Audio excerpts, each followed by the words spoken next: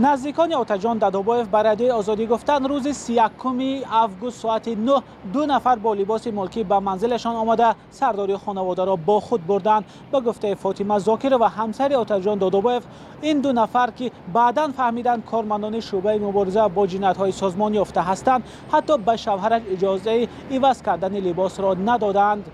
فاطمه زاکر و گفت که پسرش تا بگاه در نزد بینای شعبه مبارزه با جنایت‌های سازمان یافته شهر خوجند منتظر برآمدن پدرش بود و نصف روزه برای او خوراک هم برد، ولی به گفته زاکر و مقامات تا بگاه شوهر او را جواب ندادند و گفتند که او را بازپرسی دارند.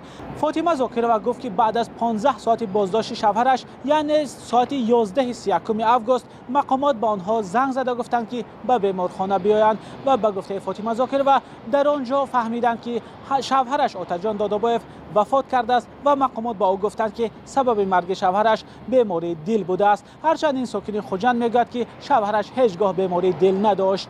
مقامات تا حال رسما این قضیه را شرح ندادند. تلاش‌های دو روزه ما برای گرفتن نظر از دفتر مطبوعات وزارت کارهای داخلی و ریاست کارهای داخلی ولایت سوخت بی نتیجه بود.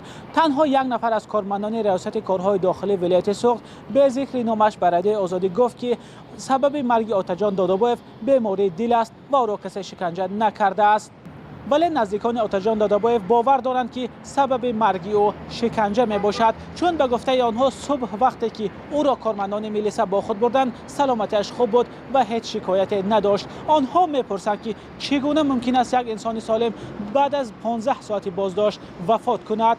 در تاجیکستان دادابایف یگانه نفر نیست که بعد از بازداشت از سوی کارمندان پلیس در شرایط مرموز می‌افتد. سالهای گذشته نیز چندین حادثه‌های مانند به این رسانه‌ای شده بود، از جمله قضیه عبدالرسول نظرف ساکن شهر کولاب که سال 2018 با گمان قاچاق مواد مخدر از جانب کارمندان شعبه کارهای داخلی ناحیه سینا بازداشت شد و بعد چند ساعت در بیمارخانه درگذشت. نزدیکان او هم باور دارند که عبدالرسول نظرف از شکنجه ففتیده است، ولی مقامات تا حال نتیجه های تحقیق این پرونده را اعلان نکردند. شکنجه و بدرفتاری نسبت بازداشت شده ها یکی از مشکلات دیرینه مقامات قدرتی تاجیکستان گفته می شود. مقامات گفتند با این پدیده مبارزه به امان دارند و یکی از هدف‌های اساسی اصلاحات در صف میلیسا هم از بین بردن شکنجه می باشد.